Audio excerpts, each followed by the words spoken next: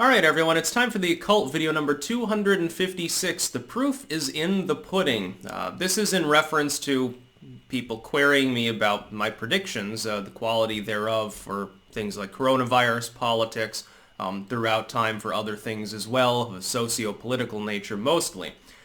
And sometimes I rhetorically remark to people, why is it that you think, and you give them a sideways glance when you do this, why is it that you think that my predictions are so accurate? I mean, beyond the general level that you would expect from random chance.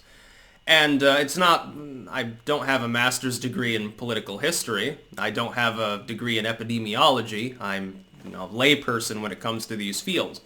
Why is it, therefore, that I have the ability to so accurately predict step by step what's going to happen in a situation? There are two reasons, the occult and the occult. By that, this is what I mean. I believe, number one, in the occult in the more literal sense. I do believe genuinely in spirits, after a fashion, not in the spooky woo, sort of a Scooby-Doo and the Mystery Machine sort of thing, spirits, but I believe in entities that are intelligent but beyond human, of an ethereal or otherworldly nature. I believe in that.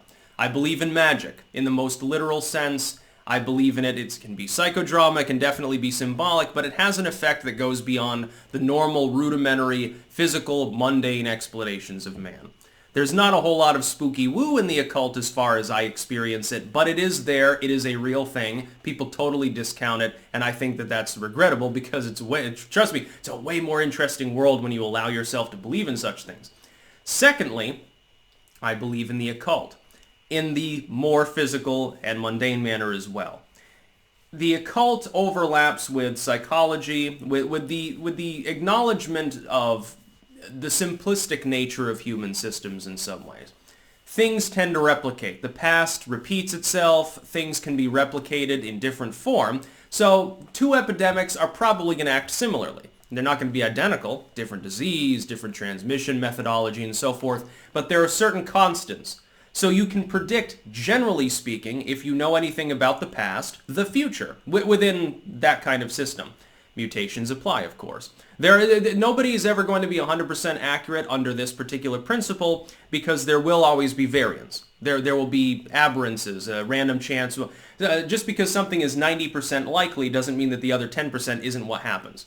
It's just much more likely. So your prediction 90% of the time should hold. Keep that in mind. The numerics, the pure math matters.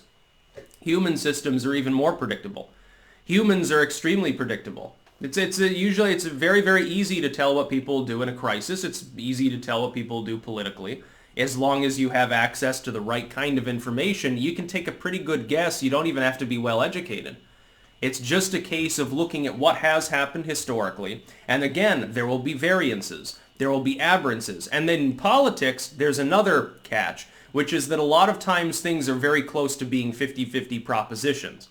If you get a football team mentality political system with two parties, it's almost a 50-50 proposition. You've got a significant proportion of the population, for example, looking at U.S. politics, that are Democrats or Republicans. Their vote is predictable 99% of the time. You then have ideologues that are on the right or on the left. Their votes will be predictable because of the dichotomous nature of U.S. politics. There's wiggle room in there.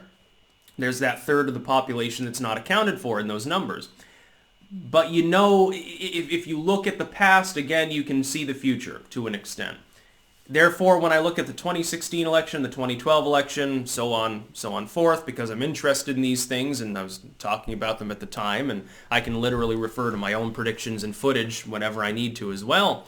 When I look at the past, I can get a pretty good estimate of what's going to happen in the 2020 election. That doesn't require any spooky woo. That doesn't require anything of a purely and strictly spiritual nature.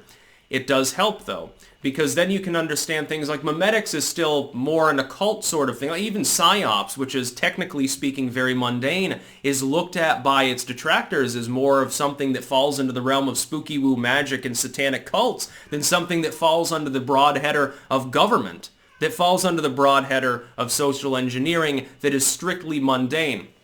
The spooky woo trappings, the symbolism or whatever that you would see in such a system is there for psychological reasons. It's not there to invoke a literal devil or something like that. Most people don't understand that. The other part of it is that a lot of people can't get past their bias. I'm capable of dissociating myself from a situation, like with the 2020 election. When I'm looking at the numbers, when I'm looking at polls or anything like that, I temporarily step back from being a Trump fan. I hope that he wins because he's the only person who's been running that doesn't want to massively tax me. He's the only one that doesn't want to disarm me. He's got, I think, common sense economically and politically that somebody like Sanders certainly doesn't have, and somebody like Joe Biden might have had 30 years ago, but he's demented. So when I look at the situation, I'm a Trump fan. But if I'm analyzing numbers that are bad for Trump, I've got to be able to honestly talk about them, analyze them, try to explain them, and incorporate them into the broader picture of the election. If I don't, it's much worse for me. Let's say that Joe Biden wins the election, and I've been predicting all along that Trump will win. The hit that I take from being wrong on my prediction is probably worse than any tax increase he's going to give me. The nation will probably be fine. Long story short, we'll muddle through it just as we did Obama. People who don't like Trump, you're doing fine. We're muddling through Trump. Don't worry about it. My orange man bad or whatever. The nation will still be there. There will still be jobs. There will still be food and things, generally speaking, hopefully they get a little bit better over time. But if the prediction is wrong, that could be disastrous in the most professional sense. So if I ever get a sense that Trump is going to lose the election, the first thing I'm going to say is, hey, by the way, I'm no longer predicting he wins.